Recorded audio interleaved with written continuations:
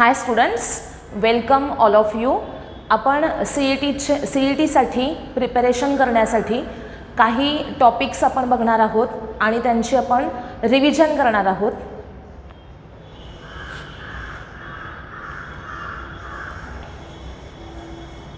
High students, welcome all of you.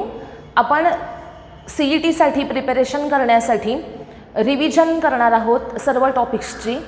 त्याच्यामध्ये आपण सुरुवातीला जे टॉपिक्स इम्पॉर्टंट आहेत सी ई टीसाठी ते इन शॉर्ट रिवाइज करणार आहे आणि त्यानंतर जे कमी इम्पॉर्टन्स असलेले टॉपिक आहेत ते लास्टला होतील. सुरुवातीला ज्यांचं जास्त इम्पॉर्टन्स आहे ते टॉपिक्स आपण घेणार आहे आणि त्यानंतर लास्टला जे टॉपिक छोटे आहेत आणि त्यांचे जास्त इम्पॉर्टंट नाही आहेत असे टॉपिक आपण बघणार आहोत. याच्यामध्ये आज आपण सुरुवात करतोय. फर्स्ट टॉपिक आहे kinetic theory of gases and radiation. आता आपल्याला सगळ्यांना माहिती आहे की हा टॉपिक आपल्या टेक्स्टबुकमधला लास्ट टॉपिक होता 12थमध्ये. मग kinetic theory of gases and radiation हा मी आत्ता पहिल्यांदा घेते आहे टॉपिक, कारण तो तसा इम्पॉर्टंट आहे. Kinetic theory of gases and radiation झाल्यानंतर पुढचा टॉपिक आपण बघणार आहोत तो म्हणजे आहे रोटेशनल मोशन. त्यानंतर ग्रॅव्हिटेशन, ऑसिलेशन, सिक्वेन्स कसाही असेल त्यांच्या इम्पॉर्टन्सनुसार त्यांचा सिक्वेन्स असेल. ओके, तर फर्स्ट टॉपिक आपण आज बघणार आहोत तो म्हणजे आहे kinetic theory of gases and radiation. आता रिव्हिजनमध्ये आपण काय घेणार आहोत तर फर्स्ट मी पहिल्यांदा तुम्हाला या टॉपिकवर इम्पॉर्टंट असणारे सगळे फॉर्म्युले सांगणार आहे आणि त्या फॉर्म्युल्यांमधून तुम्हाला काही एक्झाम्पल्स घेणार आहे. हे फॉर्म्युले जे मी इथं तुम्हाला एक्सप्लेन करेन हे सगळे फॉर्म्युले तुम्हाला त्या टॉपिकसाठी माहिती असले पाहिजेत आणि सी ई टीसाठी या फॉर्म्युल्यांच्या व्यतिरिक्त आणखीन एक्स्ट्रा फॉर्म्युले करण्याची गरज नाही. मी इथे जे घेणार आहे फॉर्म्युले तेवढे फॉर्म्युले तुम्ही त्या टॉपिकसाठी केलेत की तुमचा त्या टॉपिकचा मॅक्झिमम स्टडी झाला. कारण आपल्याला फॉर्म्युले माहिती असतील तरच न्यूमरिकल सॉल्व करता येणार आहेत आणि हे फॉर्म्युले तुम्हाला सांगितल्यानंतर टॉपिकची थेरी थोडीशी रिवाईज झाल्यानंतर या टॉपिकवर डिफरंट टाईप्सचे एक्झाम्पल्स कसे विचारले जातात असे प्रत्येक टाईपचे आपण एक्झाम्पल्स बघणार आहोत. तर सुरुवातीला या थेरीमध्ये फर्स्ट फॉर्म्युला बघा कोणता आहे. सगळ्यांना माहिती आहे आयडियल गॅस इक्वेशन काय आहे. PV = nRT असं इक्वेशन आहे आणि for 1 mole of gas PV = RT असा फॉर्म्युला आहे. मग फर्स्ट फॉर्म्युला आपला येतो कोणता, PV = RT. त्यानंतर सेकंड फॉर्म्युला मीन फ्री पाथ. सगळ्यांनी आत्ता ज्यांनी नीटची एक्झाम दिली असेल त्यांना माहीत असेल की नीटच्या थेरी पेपरमध्ये MCQच्या नीटच्या पेपरमध्ये इथं लॅम्बडा म्हणजे मीन फ्री पाथ असा एक तुम्हाला क्वेश्चन होता की मीन फ्री पाथचा फॉर्म्युला आयडेंटिफाय करा. मीन फ्री पाथचा फॉर्म्युला आयडेंटिफाय करा असा क्वेश्चन होता. Simple question. मीन फ्री पाथचा नुसता तुम्हाला फॉर्म्युला माहिती असला पाहिजे तिथे आणि त्याचं ॲन्सर काय होतं बघा. मीन फ्री पाथ लॅम्बडा या सिम्बॉलने रिप्रेझेंट केला जातो आणि = काय असेल बघा 1/√2 πd²n. काय आहे फॉर्म्युला 1/√2 πd²n. तुम्हाला फक्त करेक्ट फॉर्म्युलाचा ऑप्शन तिथे सिलेक्ट करायचा होता. त्यामुळे आत्तासुद्धा सगळ्यांनी हा फॉर्म्युला व्यवस्थित लक्षात ठेवायचा आहे. मीन फ्री पाथचा फॉर्म्युला आहे लॅम्बडा = 1/√2 πd²n. ओके, त्यानंतर मीन व्हेलॉसिटी फाइंड आउट करायची असेल. आता आपल्याला माहिती आहे की एखादा कंटेनर आहे, त्या कंटेनरमध्ये गॅस घेतला तुम्ही आयडियल गॅस, तर त्याच्यामध्ये n नंबर ऑफ मॉलिक्युल्स असतील. कॅपिटल N म्हणजे काय आहेत तर नंबर ऑफ मॉलिक्युल्स आहेत. सपोज फर्स्ट मॉलिक्युलची व्हेलॉसिटी किती असेल C1, सेकंड मॉलिक्युलची आहे C2 आणि nth मॉलिक्युलची आहे Cn. तर तुम्हाला मीन व्हेलॉसिटी काढायची असेल तर C' हा मीन व्हेलॉसिटीचा सिम्बॉल आहे. कशी फाइंड आउट करायची, सिम्पली ॲरिथमॅटिक मीन घ्यायचा n नंबर ऑफ मॉलिक्युल्सच्या व्हेलॉसिटीजचा. मग काय येईल C1 + C2 + up to Cn / n. हा फॉर्म्युला यूज करून तुम्ही काय फाइंड आउट करू शकता, मीन व्हेलॉसिटी. कोणाची मीन व्हेलॉसिटी तर त्या गॅस मॉलिक्युल्सची मीन व्हेलॉसिटी फाइंड आउट करू शकता. ओके, इथे n म्हणजे काय लक्षात ठेवायचं आहे तर नंबर ऑफ मॉलिक्युल्स आहेत. त्यानंतर नेक्स्ट आहे मीन स्क्वेअर व्हेलॉसिटी. मीन स्क्वेअर व्हेलॉसिटी याचा अर्थ काय की स्क्वेअर व्हेलॉसिटीचा इथे काय घ्यायचा आहे, आपल्याला मीन घ्यायचा आहे. म्हणजे C1 ही फर्स्ट मोलिक्यूलची व्हेलॉसिटी आहे, त्याचा स्क्वेअर करा, काय झाली C1 स्क्वेअर. सेकंड मोलिक्यूलची आहे C2 स्क्वेअर. असं nth मोलिक्यूलची जी व्हेलॉसिटी आहे तिचा स्क्वेअर करा, काय येईल CN स्क्वेअर. आणि या स्क्वेअर टर्म्स ज्या आहेत सगळ्या त्यांचा मीन घ्यायचा. मग काय येईल C1 square plus C2 square plus up to CN square divided by n. आणि या फॉर्म्युल्यावरून तुम्हाला काय मिळेल, मीन स्क्वेअर व्हेलॉसिटी. त्याच्या नेममध्येच आहे की स्क्वेअर व्हेलॉसिटीचा काय घ्यायचा आहे, आपल्याला मीन घ्यायचा आहे. त्यानंतर CRMS म्हणजे काय तर रूट मीन स्क्वेअर व्हेलॉसिटी. CRMS म्हणजे काय असणार आहे, रूट मीन स्क्वेअर व्हेलॉसिटी. त्याच्या पण नावातच आहे बघा, रूट मीन स्क्वेअर व्हेलॉसिटी. म्हणजे मीन स्क्वेअर व्हेलॉसिटीचं काय घ्यायचं आहे, आपल्याला रूट घ्यायचं आहे. मग मीन स्क्वेअर व्हेलॉसिटीचा फॉर्म्युला हा आहे C1 square plus C2 square plus up to CN square upon n. आणि त्याचं काय घ्यायचं, रूट घ्यायचं. मग CRMSचा फॉर्म्युला आपल्याला काय मिळतो, under root C1 square plus C2 square plus up to CN square divided by n. त्याचप्रमाणे आणखीन CRMSचे फॉर्म्युले कोणते आहेत बघा. CRMS is equal to under root 3PV upon small m इथे यूज केलेला आहे बघा. P प्रेशर आहे, V व्हॉल्यूम आहे, स्मॉल m म्हणजे एका गॅसच्या मोलिक्यूलचं मास आहे. गॅसमध्ये नंबर ऑफ मोलिक्यूल्स आहेत आणि त्यातल्या एका सिंगल मोलिक्यूलचं मास हे किती आहे, स्मॉल m आहे. ओके, मग फॉर्म्युला काय येतो 3PV अपॉन स्मॉल m. हाच फॉर्म्युला RTच्या फॉर्ममध्ये कसा येईल बघा, under root 3RT upon capital M. आता इथे स्मॉल m आणि कॅपिटल M यांच्यामध्ये डिफरन्स काय, स्मॉल m म्हणजे गॅसच्या एका मोलिक्यूलचं मास आहे आणि कॅपिटल M म्हणजे काय तर गॅसमध्ये n नंबर ऑफ मोलिक्यूल्स आहेत आणि त्या प्रत्येकाचं मास स्मॉल m एवढं आहे. म्हणजे कॅपिटल N म्हणजे number of molecules into mass of each molecule small m. n into m केलं की आपल्याला कॅपिटल M मिळेल, म्हणजेच mass of the gas. Total गॅसचं मास पाहिजे असेल तर सिम्बॉल यूज केला जातो कॅपिटल M. आणि एका मोलिक्यूलचं मास घ्यायचं असेल तर सिम्बॉल यूज केला जातो स्मॉल m. कॅपिटल M कसा फाइंड आउट करायचा तर small m into capital N म्हणजे एका मोलिक्यूलचं mass into number of molecules. मग फॉर्म्युला कोणाचा मिळेल तर टोटल गॅसचं मास मिळेल. लक्षात ठेवा 3PV अपॉन स्मॉल m आहे आणि 3RT अपॉन कॅपिटल M आहे, which is equal to under root 3kBT upon m. पुढे काय आला formula 3kBT upon small m. इथं KB म्हणजे काय आहे, बोल्झमन कॉन्स्टंट आहे. त्यानंतर हाच फॉर्म्युला अजून डिराईव्ह केला तर पुढे काय येतो under root 3P upon row. काय आला बघा formula under root 3P upon rho असा फॉर्म्युला येतो.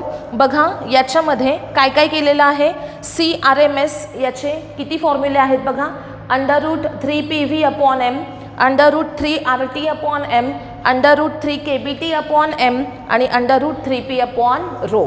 ओके, त्यानंतर पुढे काय येतं बघा, सेवन्थ फॉर्म्युला बघायचा आहे C1 अपॉन C2. इथे प्रपोर्शन घेतलेलं आहे, याच्यावर सुद्धा न्यूमरिकल विचारले जातात. C1 म्हणजे काय आहे, RMS व्हेलॉसिटी. C2 ही सुद्धा RMS व्हेलॉसिटी आहे. जर तुम्हाला दोन डिफरंट RMS व्हेलॉसिटीचा रेशो फाइंड आउट करायचा आहे तर हा फॉर्म्युला बघा under root 3RT upon m. हा फॉर्म्युला कुणाचा आहे, CRMSचा. याच्यामध्ये 3 आणि R या दोन व्हॅल्यू कशा आहेत, कॉन्स्टंट आहेत. आणि मग T आणि M यांना प्रपोर्शन कसं असणार आहे बघा, CRMS directly proportional to root T and inversely proportional to root M. बरोबर, CRMS आणि Tचं प्रपोर्शन कसं आहे, direct CRMS directly proportional to root T आहे आणि CRMS inversely proportional to root M आहे. मग आता C1 अपॉन C2 केलं तर पुढे काय येईल बघा, under root T1 upon T2 into काय येणार M2 अपॉन M1. काय येईल C1 upon C2. Tला proportion direct आहे म्हणून C1 upon C2 proportional to काय आलं, equal to under root T1 upon T2. Mला प्रपोर्शन कसं आहे, इन्व्हर्स आहे. मग C1 अपॉन C2 इथं काय येणार रूटमध्ये M2 अपॉन M1. याच्यावर तुम्हाला मॅक्झिमम न्यूमरिकल्स या टॉपिकमधले पाहायला मिळतील.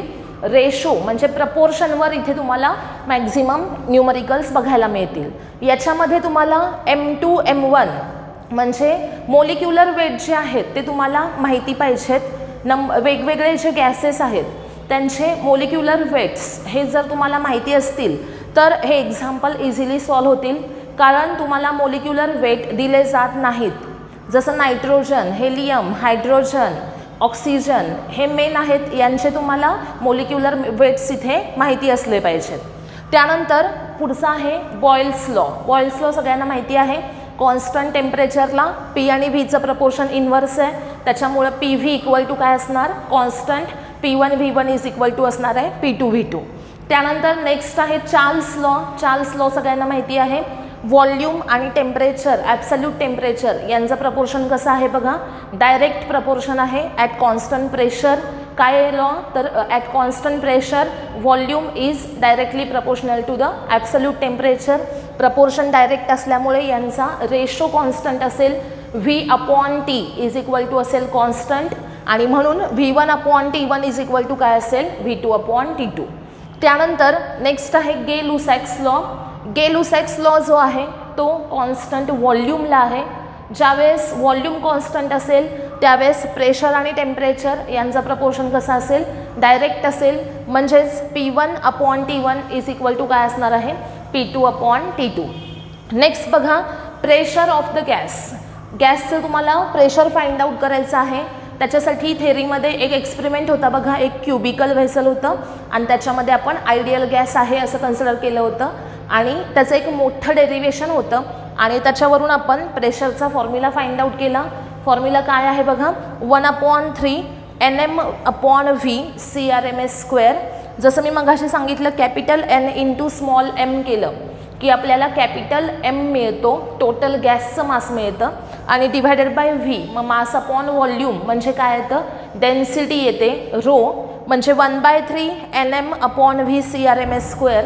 याच्यामध्ये Nmची व्हॅल्यू जर कॅपिटल M टाकली तर कॅपिटल M/V, त्याच्याऐवजी आपण इथे रो टाकतो आणि मग फॉर्म्युला येतो 1/3 रो CRMS².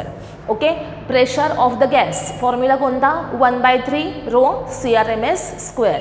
त्यानंतर नेक्स्ट आहे, हे खूप महत्त्वाचं आहे बघा, याच्यावर हे ज्या कायनेटिक एनर्जीचे जे फॉर्म्युले आहेत याच्यावर सुद्धा न्यूमरिकल आपल्याला विचारले जातात.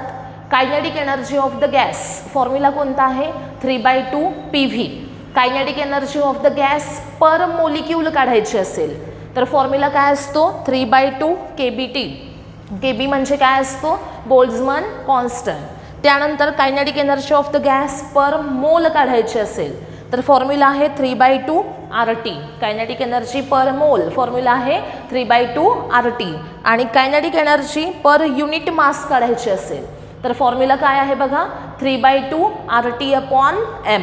ओके, हे फॉर्म्युले चारही पण तुमच्या लक्षात पाहिजेत. कायनेटिक एनर्जी गॅससाठी main formula 3/2 PV. Kinetic energy of the gas per molecule घ्यायची असेल तर फॉर्म्युला आहे 3/2 kBT. पर मोल हवी असेल तर फॉर्म्युला आहे 3/2 RT. आणि कायनेटिक एनर्जी पर युनिट मास काढायची असेल तर 3 RT/2M असा त्याचा फॉर्म्युला असेल. त्यानंतर नेक्स्ट फॉर्म्युला आहे आपला फर्स्ट लॉ ऑफ थर्मोडायनॅमिक्स. काय आहे बघा, ΔQ equal to ΔU plus ΔW. आता या फर्स्ट लॉ ऑफ थर्मोडायनॅमिक्समध्ये सगळ्यांनी केमिस्ट्रीमध्ये आणि फिजिक्समध्ये जे काही साइन कन्व्हेन्शन आहेत ते अपोजिट आहेत हे लक्षात ठेवायचं आहे. जे साइन कन्व्हेन्शन्स तुम्ही केमिस्ट्रीमध्ये इथे यूज करताय फर्स्ट लॉसाठी ते साइन कन्व्हेन्शन्स फिजिक्समध्ये यूज करायचे नाहीत. ओके, कारण याच्यानुसार जर तुम्ही फिजिक्सचं एक्झाम्पल केमिस्ट्रीच्या साइन कन्व्हेन्शन्सनुसार सॉल्व केलं तर तुमचं ॲन्सर हे साईनमध्ये काय असू शकतं, डिफरंट असू शकतं आणि त्याचं मिनिंग जे आहे ते सुद्धा फिजिक्ससाठी डिफरंट होऊ शकतं. त्यासाठी तिथे तुमचा मार्क जाऊ शकतो आहे. लक्षात ठेवा सगळ्यांनी, साइन कन्व्हेन्शन्स जे तुम्ही फिजिक्समध्ये आत्ता मी सांगते आहे ते फिजिक्समध्ये आहे असेच वापरायचे आहेत. तुम्हाला केमिस्ट्री 1मध्ये जे सांगितले जातील साइन कन्व्हेन्शन्स ते केमिस्ट्री 1मध्ये जे आहेत ते केमिस्ट्रीमध्येच वापरायचे. इकडचे तिकडं साइन कन्व्हेन्शन्स करायचे नाहीत. ओके.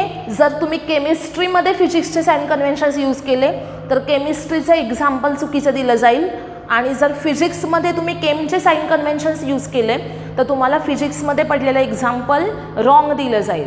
लक्षात ठेवा. त्यासाठी मी इथे first law of thermodynamic statement काय बघा, delta Q equal to delta U plus delta W. Amount of heat given to the system म्हणजे डेल्टा क्यू असेल. डेल्टा यू त्यातली थोडी हीट जी आहे ती सिस्टीम स्वतःची इंटरनल एनर्जी चेंज करण्यासाठी यूज करेल, आणि काही हीट जी आहे ती वर्क परफॉर्म करण्यासाठी यूज करेल. Amount of heat given to the system is partially used for doing work and partially used for changing internal energy of the system. आता इथे मी पुढे तुम्हाला जे साइन कन्व्हेन्शन सांगितले ते व्यवस्थित लक्षात ठेवायचे. डेल्टा क्यू आणि डेल्टा डब्ल्यू यांच्यासाठी ते साइन कन्व्हेन्शन्स आहेत. बघा, डेल्टा क्यू हा पॉझिटिव्ह कधी घ्यायचा, ज्या वेळेस सिस्टीमला हीट सप्लाय केली जाते. Heat is given to the system. सिस्टीमला हीट दिली तर ती पॉझिटिव्ह. सिस्टीमनं हीट जर रिलीज केली तर ती हीट कशी घ्यायची, निगेटिव्ह घ्यायची. Heat absorbed by the system और heat given to the system positive असेल.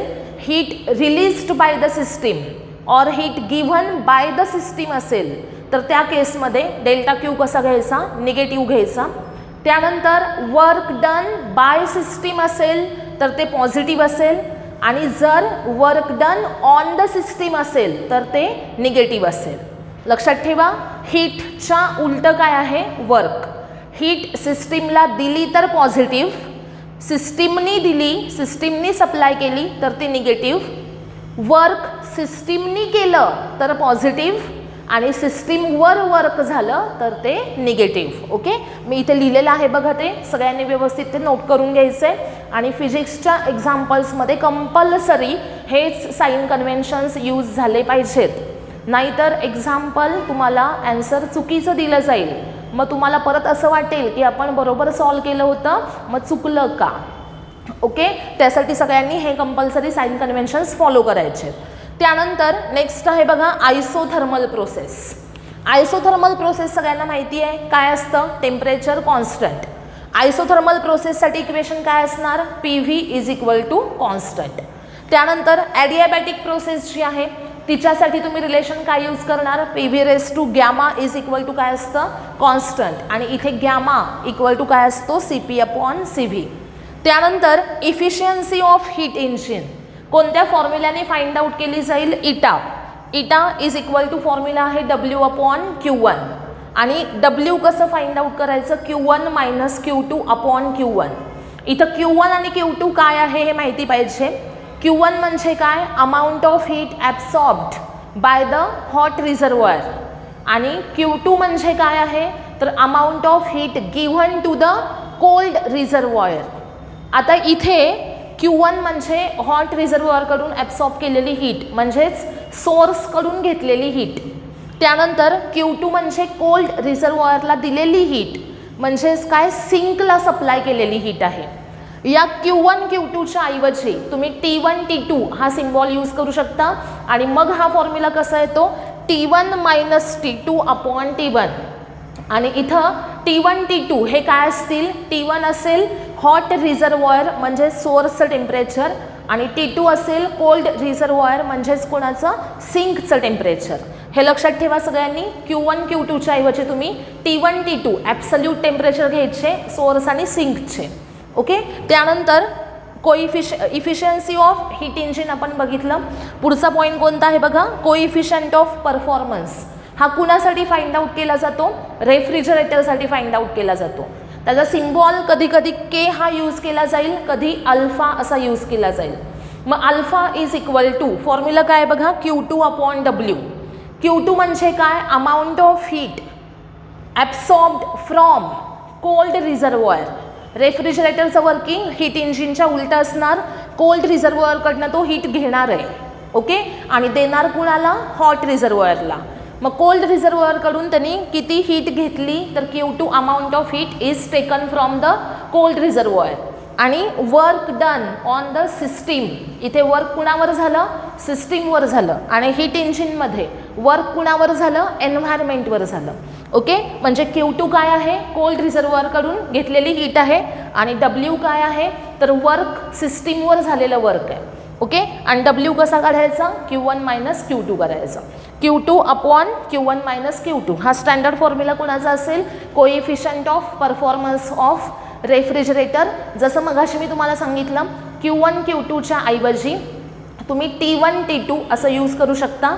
T1 आणि T2 काय असतील, टेम्परेचर्स असतील. T1 असेल सोर्सचं टेम्परेचर, T2 असेल सिंकचं टेम्परेचर. नेक्स्ट आहे रिलेशन बिटवीन अल्फा अँड इटा. आता अल्फा म्हणजे सगळ्यांना माहिती आहे काय आहे, रेफ्रिजरेटरचा कोइफिशियंट ऑफ परफॉर्मन्स आहे. आणि इटा काय आहे बघा, eta efficiency of heat engine आहे. ओके, तर आता या दोघांच्या मध्ये रिलेशन काय आहे, तर alpha is equal to 1 minus eta upon eta. Alpha is equal to formula काय आहे बघा, 1 मायनस इटा अपॉन इटा. आता इथे आपण काही फॉर्म्युले बघितलेले आहेत, सगळ्यांनी हे पहिल्यांदा नोट करून घ्या, मग आणखीन आपण एक्स्ट्रा अजून फॉर्म्युले बघणार आहोत. ओके, हे नोट करून घ्यायचं आहे सगळ्यांनी. आता काही आपण आणखीन फॉर्म्युले बघणार आहोत बघा. याच्यामध्ये फर्स्ट पुढचा आहे 20 number, relation between CP and CV. Okay, CP CV काय आहेत, तर मोलार स्पेसिफिक हीट आहेत. कोणत्या आहेत त्या, P म्हणजे कॉन्स्टंट प्रेशर, V म्हणजे कॉन्स्टंट व्हॉल्यूमला आहेत. मग CP minus CV is equal to काय असेल, R. CP minus CV is equal to काय असणार आहे, R असणार आहे. ओके, त्यानंतर जर हे रिलेशन तुम्ही इथे यूज करताय, CP minus CV is equal to R, तर कंपल्सरी याच्यामध्ये CP CV आणि R या सगळ्यांचं युनिट जे आहे ते कसं पाहिजे, सेम पाहिजेत. जर इथे तुम्हाला एखादं युनिट हे कॅलरी आहे आणि एखादं युनिट जूल आहे, तर त्या केसमध्ये तुम्ही काय करू शकता, CP minus CV is equal to R by J हा फॉर्म्युला यूज करू शकता, where J is the mechanical equivalent of heat. Okay, सगळ्यांनी लक्षात ठेवा, जर हीट गिव्हन तुम्हाला जूलमध्ये नाही आहे, कशामध्ये आहे, कॅलरीमध्ये आहे.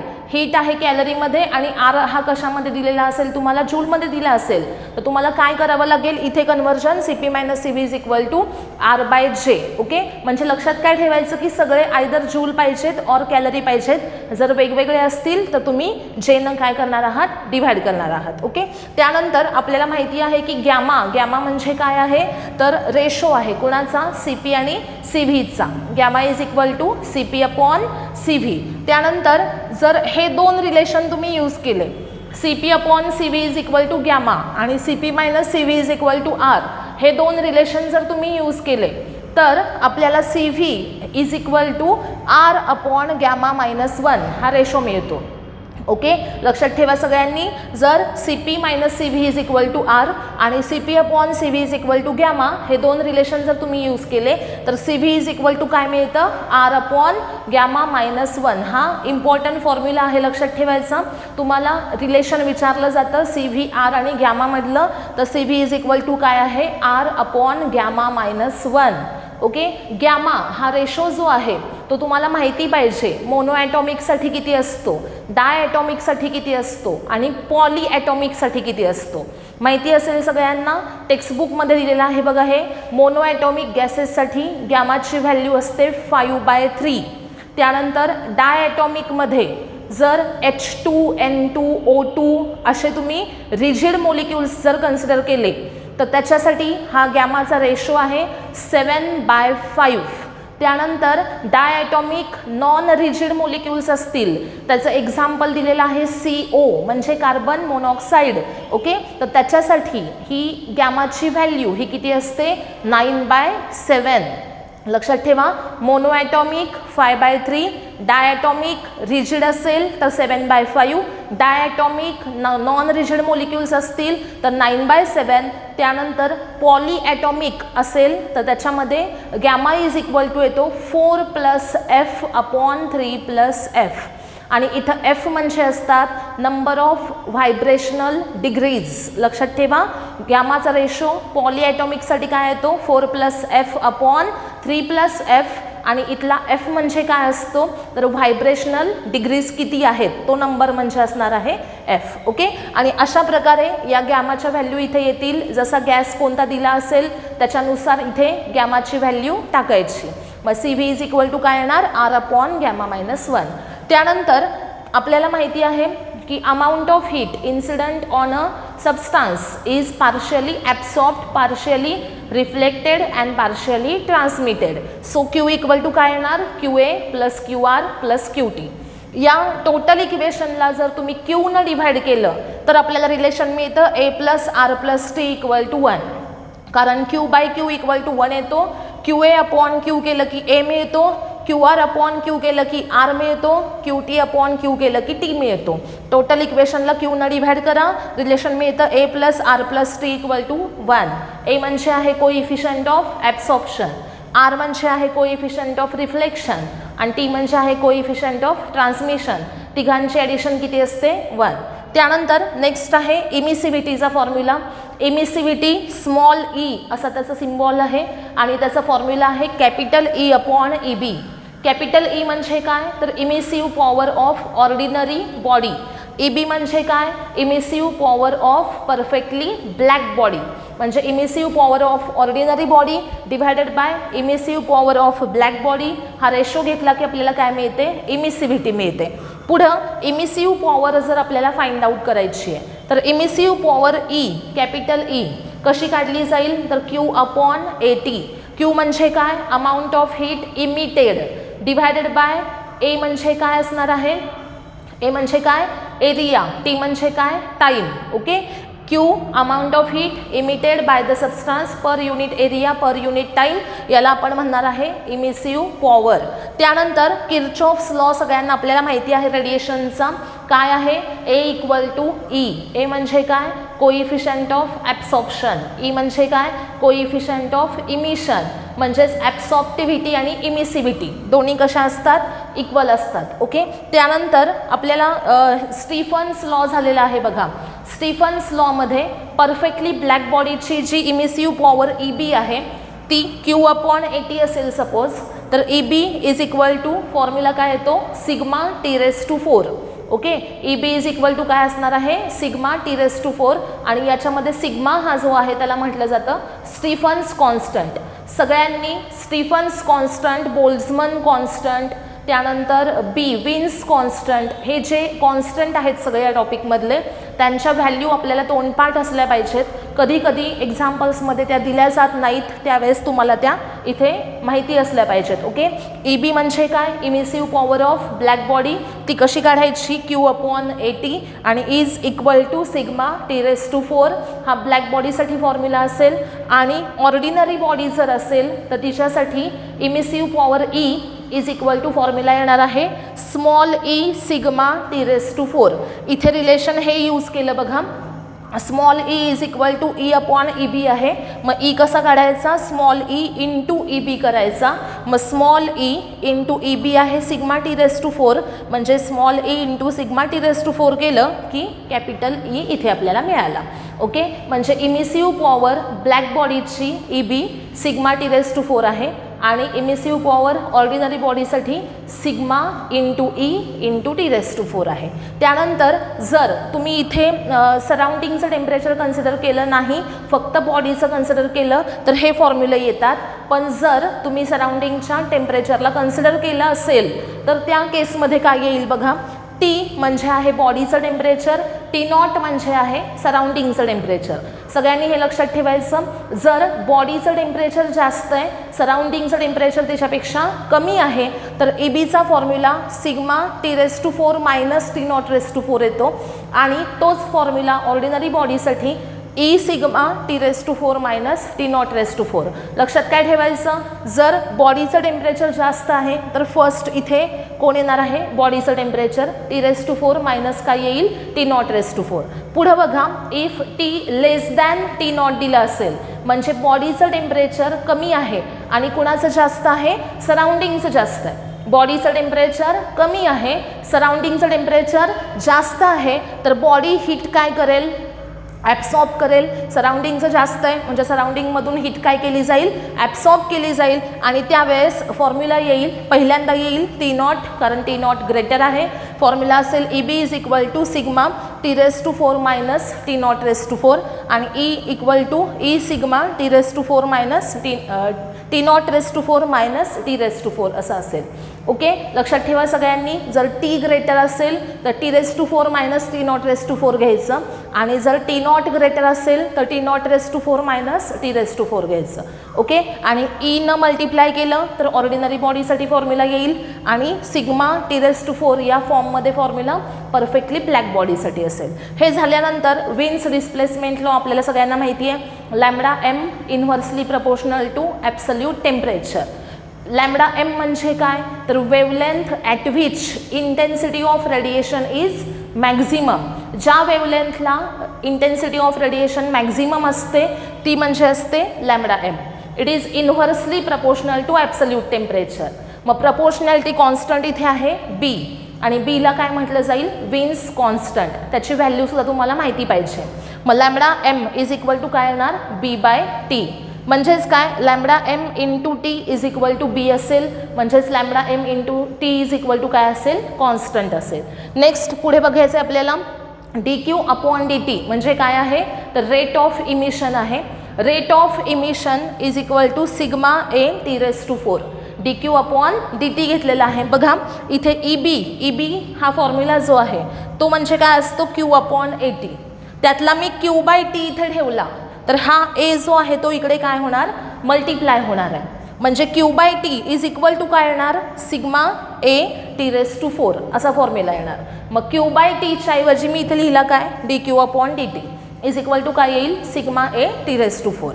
हा झाला कोणासाठी, रेट ऑफ इमिशन ब्लॅक बॉडीसाठी. ऑर्डिनरी बॉडी असेल तर हा रेशो जो आहे इथं ई न मल्टिप्लाय होईल आणि काय येईल, E sigma A T raise to 4. Okay, जर तुम्ही सराउंडिंगचं टेम्परेचर कन्सिडर केलं असेल तर फॉर्म्युला काय येणार, T raise to 4 minus T nought raise to 4. त्यानंतर पुढे बघायचं आहे तिकडे ॲडियाबॅटिक प्रोसेस जर दिली असेल तुम्हाला. ॲडियाबॅटिक प्रोसेस म्हणजे काय, तर ज्या प्रोसेसमध्ये हीट एक्सचेंज होत नाही, क्यूची व्हॅल्यू किती असते, 0 असते, त्या प्रोसेसला आपण ॲडियाबॅटिक प्रोसेस असं म्हणतो. आणि ॲडियाबॅटिक प्रोसेसमध्ये कोणतं रिलेशन फॉलो केलं जातं, तर P V raise to gamma is equal to काय असतं, कॉन्स्टंट. आणि त्याच्यामध्ये वर्क डन काढायचं असेल ॲडियाबॅटिक प्रोसेसमध्ये तर डब्ल्यूचा फॉर्म्युला आपल्याला माहिती असला पाहिजे. काय फॉर्म्युला आहे, 1 upon gamma minus 1 ब्रॅकेटमध्ये P1 V1 minus P2 V2. जर हा फॉर्म्युला टेम्परेचरच्या फॉर्ममध्ये लिहायचा असेल तर काय येईल बघा, पी व्हीच्या ऐवजी आपण NRT टाकणार आणि मग काय येणार, NR into bracket T1 minus T2 upon gamma minus 1. सगळ्यांनी हे लक्षात ठेवायचं आहे, खूप इम्पॉर्टंट आहे. ॲडियाबॅटिक प्रोसेसमध्ये केलेलं वर्क W कसं काढाल, P1 V1 minus P2 V2 upon gamma minus 1 किंवा NR into T1 minus T2 upon gamma minus 1. त्यानंतर वर्क डन इन आयसोबारिक प्रोसेस काढायचं असेल. आयसोबारिक प्रोसेस ही कधी असते, कॉन्स्टंट प्रेशरला, आणि आयसोकोरिक प्रोसेस कधी असते, कॉन्स्टंट व्हॉल्यूमला. ओके, आयसोथर्मल कधी असते, कॉन्स्टंट टेम्परेचरला.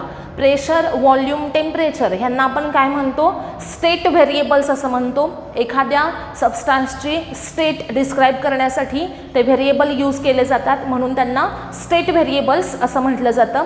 मग प्रोसेसचे डिफरंट टाईप डिस्क्राईब करण्यासाठी आपण त्या व्हेरिएबल्सचा यूज करतो. आयसोबारिक प्रोसेसमध्ये प्रेशर हे स्टेट व्हेरिएबल कॉन्स्टंट असतं आणि वर्क डन W कसं काढलं जाईल, तर प्रेशर कॉन्स्टंट आहे P इंटू ब्रॅकेट काय असेल, व्हॉल्यूममधला चेंज V2 मायनस V1. त्यानंतर work done in isothermal process काढायचं आहे. W फॉर्म्युला आहे NRT log to the base E V2 upon V1. काय फॉर्म्युला आहे बघा, NRT log to the base E V2 upon V1. या प्रोसेसमध्ये आयसोथर्मल आहे म्हणजे टेम्परेचर T ही व्हॅल्यू कशी आहे, कॉन्स्टंट. N म्हणजे नंबर ऑफ मोल्स असतील, R कॉन्स्टंट आहे. Log to the base E V2 upon V1. V2 आणि V1 हे काय असतील, व्हॉल्यूम, फायनल व्हॉल्यूम आणि इनिशियल व्हॉल्यूम. ओके, त्यानंतर हा फॉर्म्युला जर हा इथे लॉग टू द बेस 10 करायचा असेल, लॉग टू द बेस 10, तर याला ह्या टोटल इक्वेशनला मल्टिप्लाय कितीने करायचं, 2.303 न मल्टिप्लाय करायचं. काय येईल मग formula, 2.303 NRT log to the base 10 V2 upon V1. सगळ्यांनी व्यवस्थित लक्षात ठेवा, इथे मी log to the base E लिहिलाय, त्याच्याऐवजी लॉग टू द बेस 10 करायचा असेल तर ह्या टोटल इक्वेशनला, म्हणजे सपोज इथं मी सुरुवातीला मल्टिप्लाय केलं, एनच्या आधी व्हॅल्यू किती असली पाहिजे, 2.303, पुढं NRT log to the base 10 V2 upon V1 असं इक्वेशन आपल्याला मिळेल. हे आहे work done in the isothermal process. कोणत्या कोणत्या प्रोसेसचं वर्क बघितलं आपण, ॲडियाबॅटिकचं कसं काढायचं, आयसोथर्मलचं कसं काढायचं आहे, आयसोबारिकचं कसं काढायचं, मग आयसोकोरिकचं काय, work done in isochoric process किती असणार आहे, 0. का 0 असणार आहे, का तर आयसोकोरिक प्रोसेसमध्ये व्हॉल्यूम कसं आहे, कॉन्स्टंट आहे, आणि ज्या वेळेस व्हॉल्यूममध्ये चेंज होत नाही, व्हॉल्यूम कॉन्स्टंट असतं, त्यावेळेस त्या प्रोसेसमध्ये वर्क डनची व्हॅल्यू ही किती असणार आहे, 0. मग so work done in isochoric process is 0. त्यानंतर फॉर ॲडियाबॅटिक प्रोसेस हे रिलेशनसुद्धा लक्षात ठेवायचे. जसं आपण P आणि Vचं रिलेशन बघितलं होतं, PV raise to gamma is equal to constant असतं. P आणि V मध्ये रिलेशन काय आहे ॲडियाबॅटिकसाठी, PV raise to gamma is equal to constant. T आणि V मध्ये काय आहे बघा, TV raise to gamma minus 1 is equal to constant. TV raise to gamma minus 1 is equal to constant. आणि P directly proportional to T raise to gamma upon gamma minus 1. P आणि Tचं direct relation कसं आहे बघा, P directly proportional to T raise to gamma upon gamma minus 1, म्हणजेच P raise to gamma minus 1 proportional to T raise to gamma, असं हे relation असेल. ॲडियाबॅटिक्ससाठी असणारे हे तिन्ही रिलेशन तुम्हाला माहिती पाहिजेत. PV raise to gamma equal to constant, TV raise to gamma minus 1 equal to constant, आणि P proportional to T raise to gamma upon gamma minus 1. त्यानंतर लास्ट 2 फॉर्म्युलेज आहेत बघा, हे सुद्धा महत्त्वाचे आहेत. इथं गॅमा जर तुम्हाला फाइंड आउट करायचं आहे आणि तुम्हाला डिग्रीज ऑफ फ्रीडम माहिती आहेत, तर गॅमा कसा काढायचा, तर 1 + 2/f. F म्हणजे काय असतात, degrees of freedom. Okay, F म्हणजे काय आहेत, डिग्रीज ऑफ फ्रीडम. जर तुम्हाला डिग्रीज ऑफ फ्रीडम 6 दिल्या असतील, 6, तर गॅमाची व्हॅल्यू काय येईल बघा, 1 + 2/6. 2/6 म्हणजे किती, 1/3. 1 + 1/3 आन्सर किती आलं, 4/3. ओके, मग अशा प्रकारे गॅमा हा रेशो कसा फाइंड आउट करायचा, त्याचा शॉर्टकट फॉर्म्युला आहे 1 + 2/f. आणि F म्हणजे काय, डिग्रीज ऑफ फ्रीडम. जर F ची व्हॅल्यू 3 असेल, 3, तर हा रेशो काय येईल, 1 + 2/3, म्हणजे 3 + 2 5/3. ओके, म्हणजे गॅमाची व्हॅल्यू काय येणार, 5/3. अशा प्रकारे तुम्ही हा गॅमाचा फॉर्म्युला यूज करू शकता, 1 + 2/f. F म्हणजे काय आहे, तर डिग्रीज ऑफ फ्रीडम आहेत. Okay, dθ upon dt is equal to k into theta minus theta naught. हा जो फॉर्म्युला आहे हा कुणासाठी आहे, तर न्यूटन्स लॉ ऑफ कूलिंग. सगळ्यांना माहिती आहे, dθ upon dt rate of fall of temperature is equal to k. k म्हणजे constant, theta minus theta naught. Theta naught म्हणजे काय, सराउंडिंगचं टेम्परेचर. आणि इथं थीटा हा कसा फाइंड आउट केला जाईल, थीटा इज इक्वल टू असेल θ1 + θ2 अपॉन 2. थीटा कसा काढायचा, θ1 + θ2 अपॉन 2. सगळ्यांनी हे फॉर्म्युले व्यवस्थित नोट करायचे. Kinetic theory of gases and radiation या टॉपिकवर आत्तापर्यंतचे मी एक 36 फॉर्म्युले इथे आपण घेतले, 36. हे फॉर्म्युले तोंडपाठ तुमचे असतील तर तुम्हाला कोणतंही एक्झाम्पल सॉल्व करणं अवघड जाणार नाही. ओके, हे सगळे फॉर्म्युले तुम्हाला व्यवस्थित माहिती असले पाहिजेत. हे सगळ्यांनी व्यवस्थित नोट करायचेत आणि आजच्या आज हे फॉर्म्युले सगळ्यांनी व्यवस्थित पाठ करायचेत. ओके,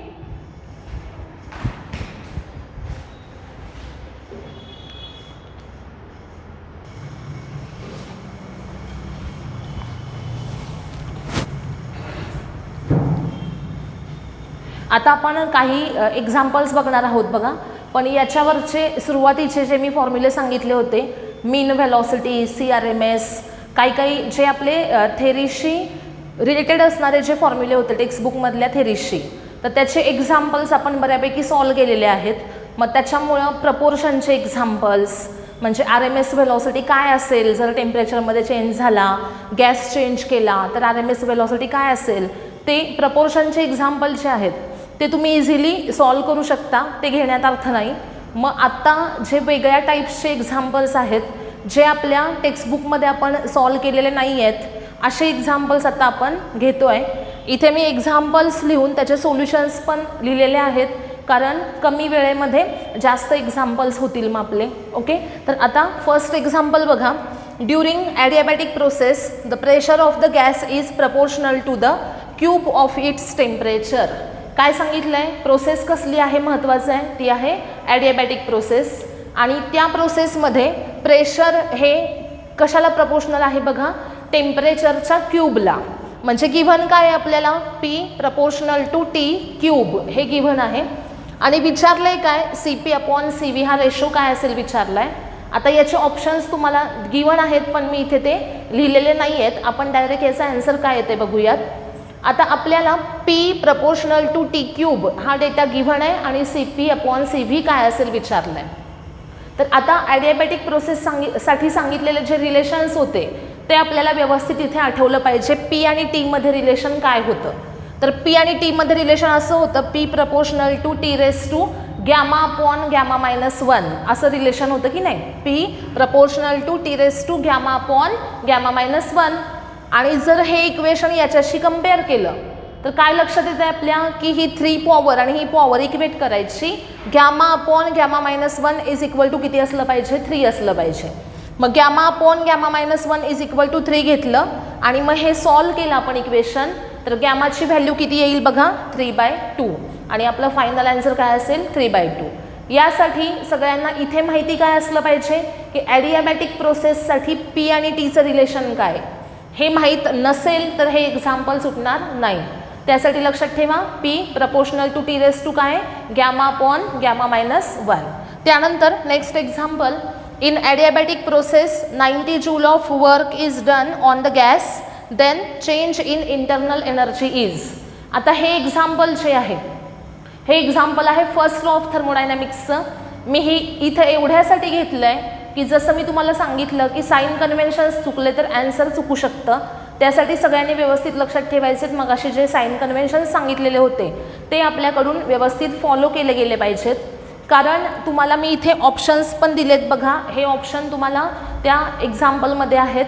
एक आहे फर्स्ट -90 जूल, दुसरा आहे +90 जूल, थर्ड आहे 0 जूल आणि लास्ट आहे 80 जूल. ओके, तर आता इथे ऑप्शन्समध्ये सायन्समध्ये फरक असणार आहे आणि त्यामुळं ते साईन कन्व्हेन्शन्स प्रॉपर फॉलो झाले पाहिजेत. ॲडियाबॅटिक प्रोसेस आहे, याचा अर्थ काय सांगा मला. ॲडियाबॅटिक प्रोसेस म्हणजे हीट एक्सचेंज किती असणार आहे, 0. म्हणजे डेल्टा क्यूची व्हॅल्यू किती असणार आहे, 0. त्यानंतर 90 joule of work is done on the gas. 90 joule work कोणावर केलं गेलं, गॅसवर केलं. म्हणजेच कुणावर केलं गेलं, सिस्टीमवर वर्क केलं.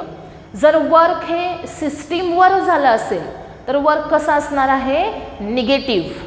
आणि जर वर्क सिस्टीमनी केलं असेल सराउंडिंगवर तर ते कसं असणार आहे, पॉझिटिव्ह. मग आता हे 90 जूल ऑफ वर्क हे कुणावर झालं आहे, सिस्टीमवर झालं आहे. वर्क सिस्टीमवर झालं याचा अर्थ ते कसं असलं पाहिजे, निगेटिव्ह. मग W इक्वल टू काय असणार आहे, -90 जूल हे गिव्हन आहे आपल्याला. Q इक्वल टू किती आहे, 0 आहे. आता लॉ यूज करा, Q 0 आहे. डेल्टा Q इक्वल टू काय, delta U plus delta W. Delta Qची व्हॅल्यू 0 असेल, डेल्टा U आपल्याला फाइंड आउट करायचं आहे. आणि डेल्टा W म्हणजे वर्क डन, इथं गॅसवर झालं म्हणजे सिस्टीमवर झालं म्हणून त्याची व्हॅल्यू मायनस असणार आहे, -90 ही गिव्हन आहे आपल्याला. मग डेल्टा U इक्वल टू काय येईल, हा -90 इकडे आला लेफ्ट साईडला तर काय होईल तो +90. आणि डेल्टा Uची व्हॅल्यू काय असेल, +90 joule.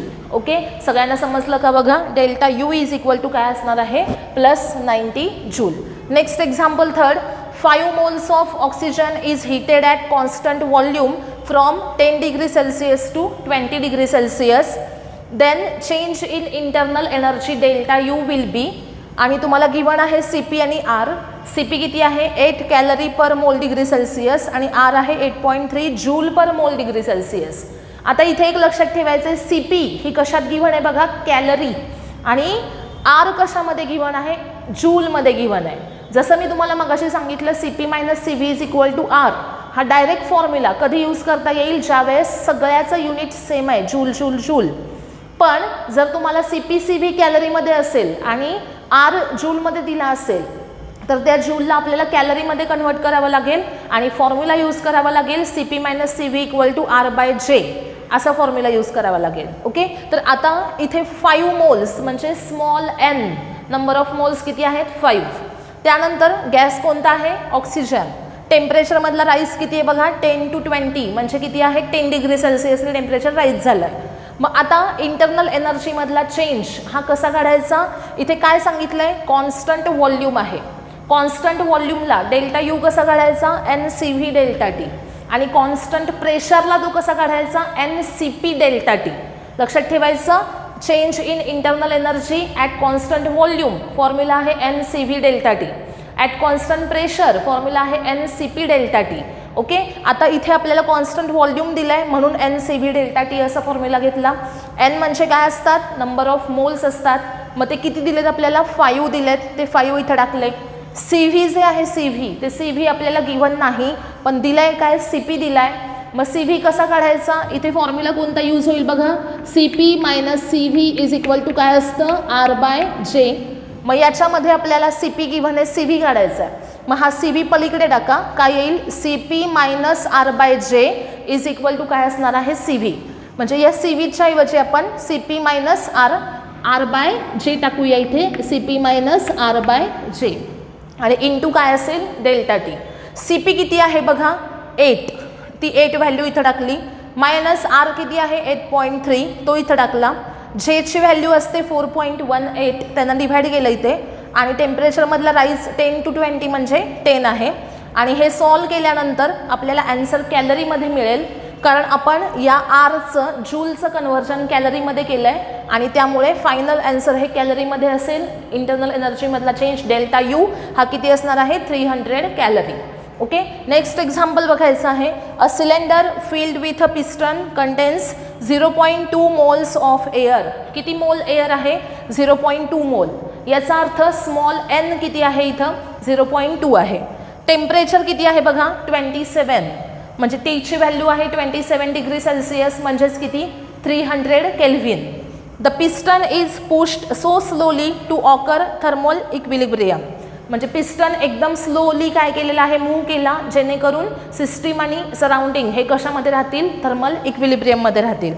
Find the approximate work done by the system if the final volume is twice the initial volume. Final volume V2 is equal to 2V1 initial व्हॉल्यूमच्या डबल आहे. आता ही जी प्रोसेस आहे याच्यामध्ये काय कॉन्स्टंट आहे बघा, टेम्परेचर कॉन्स्टंट आहे. किती आहे कॉन्स्टंट टेम्परेचर, 300 केल्व्हिन एवढं टेम्परेचर कॉन्स्टंट आहे. मग प्रोसेस कसली झाली, आयसोथर्मल. आयसोथर्मल प्रोसेसमध्ये केलेलं वर्क विचारलं आहे आणि मग त्याचा फॉर्म्युला काय असणार, W equal to NRT log to the base E V2 upon V1. त्यानंतर एनची व्हॅल्यू आपल्याला गिव्हन आहे, ती आहे 0.2, ती टाकली. आर किती असेल 8.3, टी कॉन्स्टंट आहे 27 डिग्री सेल्सिअस म्हणजेच 300 केल्व्हिन, आणि log to the base E V2 upon V1.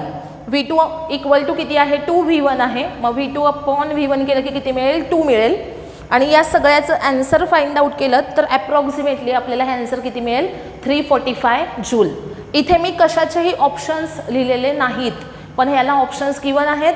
Work काय असेल अप्रॉक्सिमेटली 345 जूल.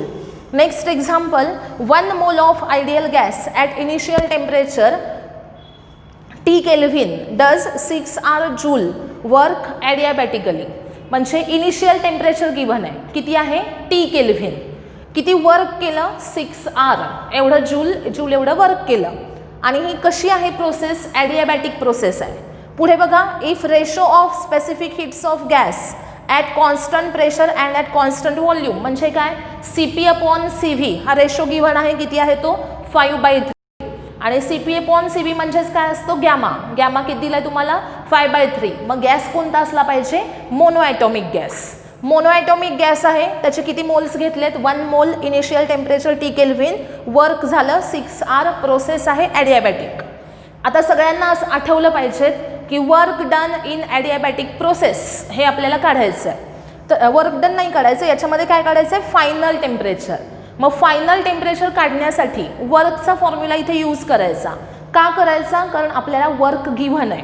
किती आहे वर्क? 6R एवढं वर्क केलं आहे. इनिशियल टेम्परेचर गिव्हन आहे, फायनल टेम्परेचर काढायचं आहे. मग ॲडियाबॅटिक प्रोसेससाठी असणारा वर्कचा टेम्परेचरचा फॉर्म्युला वापरायचा.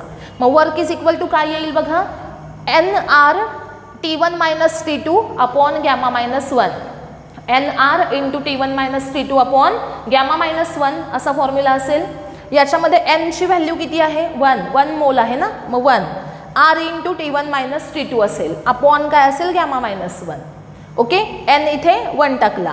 त्यानंतर W किती सांगितलं आपल्याला? 6R is equal to R into T1 म्हणजे T केल्विन दिलाय म्हणून T टाकला -T2 अपॉन गॅमा आहे 5/3 -1. हे सगळं फाइंड आउट केलं तर T2चा आन्सर किती येईल? T - 4. T2 किती असेल? T - 4 kelvin. हेच आपलं फायनल आन्सर असेल. त्यानंतर 6th एक्झाम्पल बघायचं आहे. Efficiency of Carnot engine which operate between two temperatures T1 equal to 500 Kelvin and T2 equal to 300 Kelvin is. काय सांगितलंय बघा? इनिशियल टेम्परेचर आहे 500 केल्विन T1, फायनल T2 किती आहे? 300. आता इथं हीट इंजिन आहे ना, मग T1 म्हणजे कुणाचं टेम्परेचर असणार? सोर्सचं. आणि T2 कुणाचं असणार आहे? सिंकचं टेम्परेचर. म्हणजेच हे आहे हॉट रिझर्व्हरचं टेम्परेचर, हे आहे कोल्ड रिझर्व्हरचं टेम्परेचर. इफिशियन्सी काढायची आहे इटा. कशी काढायची? W अपॉन Q1 करायचं. W कसं काढायचं? Q1 - Q2 upon Q1. Formula काय येतो? 1 - Q2 अपॉन Q1. जसं मी तुम्हाला मगाशी सांगितलं की तुम्हाला मोस्टली Q1 Q2च्या ऐवजी काय यूज करावं लागतं? T1 T2 यूज करावं लागतं. मग इफिशियन्सीसाठी इटा इक्वल टू काय येणार? 1 - Q2 अपॉन Q1च्या ऐवजी T2 अपॉन T1. T2 दिलाय आपल्याला 300 केल्विन, T1 दिलाय 500 केल्विन. व्हॅल्यूज टाका, आन्सर किती आलं बघा? 40%.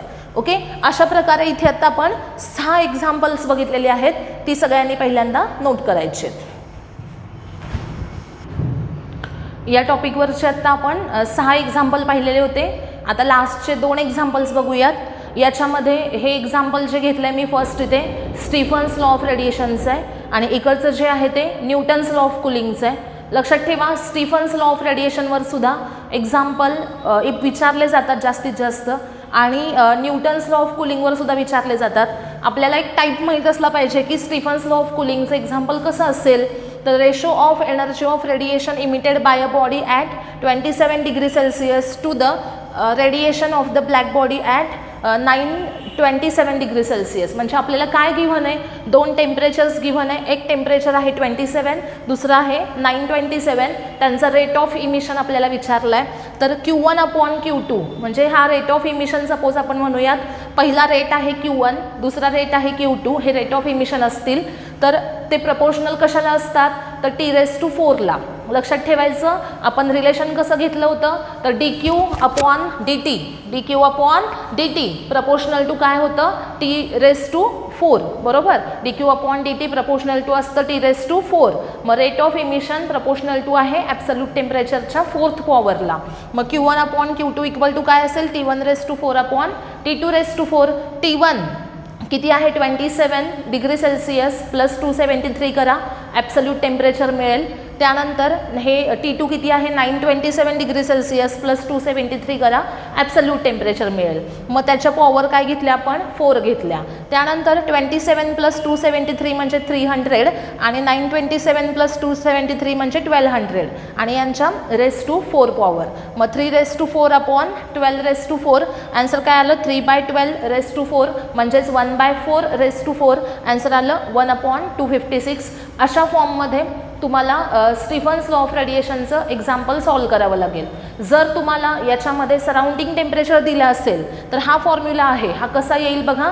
T1⁴ minus T⁴ divided by T2⁴ minus T⁴. Okay, surrounding temperature given असेल तर काय करायचं, T1⁴ minus T0⁴ divided by T2⁴ minus T0⁴. अशा प्रकारे तुम्हाला हा रेशो मिळेल. त्यानंतर न्यूटन्स लॉ ऑफ कुलिंगचा हा फिक्स पॅटर्न आहे.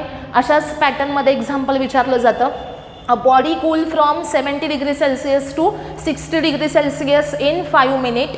If temperature of the surrounding is 30 degree Celsius, then find the time for 60 degree Celsius to 50 degree Celsius cooling. आपल्याला यात दिलं काय जातं तर पहिल्यांदा पहिला एक टेम्परेचर फॉल आहे, तो कुठून कुठं आहे सांगितला आहे आणि त्याच्यासाठी लागणारा टाईम सांगितला आहे. सराउंडिंगचं टेम्परेचर माहिती आहे आणि सेकंड फॉल होण्यासाठी जो दिलेला आहे तो फॉल होण्यासाठी टाईम किती लागेल असा क्वेश्चन आहे. मग याच्यामध्ये हा फॉर्म्युला आपण न्यूटन्स लॉ ऑफ कुलिंगचा यूज करणार.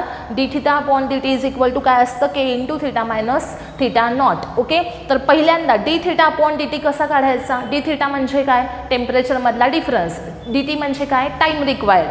ओके, फर्स्ट काय सांगितले बघा, टेम्परेचर 70 to 60 झालं फॉल, मग चेंज इन टेम्परेचर किती झाला 70 - 60 अपॉन किती टाईम लागला तेवढ्यासाठी 5 मिनिट. मग 70 - 60 अपॉन 5 इज इक्वल टू के आपल्याला माहीत नाही, के तसाच ठेवला, इंटू ब्रॅकेट थिटा कसा काढायचा तर 70 + 60 अपॉन 2 करायचं. मग अशी मी तुम्हाला सांगितलं आहे थिटा कसा काढला जाईल, θ1 + θ2 अपॉन 2. ओके, म्हणजे इथं थिटा कसा काढला 70 + 60 अपॉन 2 मायनस θ0 आपल्याला गिव्हन येते किती आहे 30 डिग्री सेल्सिअस. मग 70 - 60 अपॉन 5 आन्सर आलं 10/5 आलं. म्हणजे इथे आन्सर काय मिळतं बघा आपल्याला 70 - 60 अपॉन टाईम किती आहे 5 मिनिट 10/5 म्हणजे आपल्याला इथं किती मिळतो 2 मिळतो आणि आन्सर काय येतं बघा 2/35. लक्ष द्या काय काय केलं आपण, dθ/dt is equal to k × θ minus θ0. dθ काय आला 70 - 60 आणि dt किती आहे 5 minute upon 5 is equal to k × 70 + 60 upon 2 minus 30. ह्याचा आन्सर जर तुम्ही काढलं तर किती येईल 10/5. इथे आला 2 is equal to k × 35. Answer किती मिळेल k इज इक्वल टू 2/35. आता इथे काय केलं मग आपण सेकंड केस जी आहे त्या सेकंड केसमध्ये आता 60 to 50 टेम्परेचर फॉल आहे आणि टाईम विचारला आहे आपल्याला. मग सेम तेच रिलेशन घेतलं बघा, इथं जसं आपण 70 - 60 घेतला तसाच इथे 60 - 50 घेतला हा दिलेला आणि हा टाईम आपल्याला इथे माहीत नाही म्हणून तो तसाच ठेवला. 60 - 50 upon t is equal to k as it is ठेवला इंटू ब्रॅकेट पुढे थिटा कसा काढायचा 60 + 50 upon 2 minus surrounding temperature constant आहे 30. आता इथे 60 - 50 आला 10 डिवायडेड बाय t माहीत नाही आपल्याला k, इथे जो होता k तोच इथे टाकला 2/35 इंटू 55 - 30. हे सगळं सॉल्व केल्यानंतर t आपल्याला किती मिळतो 7 मिनिट. प्रोसेस काय आहे याच्यामध्ये, पहिल्यांदा गिव्हन डेटा जो आहे हा टेम्परेचर फॉल आणि टाईम आणि सराउंडिंग टेम्परेचर याच्यावरून आपण के काढला. तो केस जो आहे तो या सेकंड केससाठी यूज केला आणि त्याच्यावरून काय काढला टी काढला. ओके, सगळ्यांनी आत्तापर्यंत जे एक्झाम्पल्स आपण बघितले त्या टाईपचे आणखीन एक्झाम्पल्स तुम्ही सेल्फ स्टडी करा, एक्झाम्पल्स भरपूर सॉल्व करा आणि याच टाईपचे जास्तीत जास्त एक्झाम्पल्स तुम्हाला विचारले जातात. आणि आणखीन कोणते सांगितले मी, प्रपोर्शनचे एक्झाम्पल.